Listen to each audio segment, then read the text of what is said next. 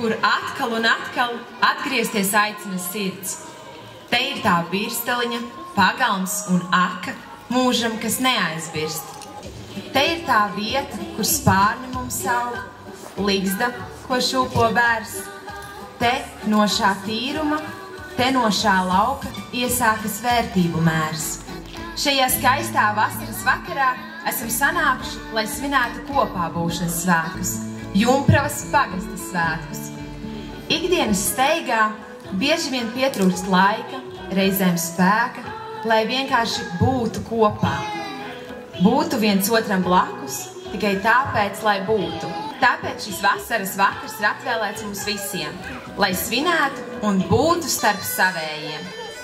Pasmelsimies krietnu kausu ar prieku un dalīsimies tajā ar līdzcilvēkiem. Šī vasara ir ļoti piepildīta, man liekas, jumpraviešiem, un notikumi notiek viens pēc otru, un mēs visi viņos piedalāmies.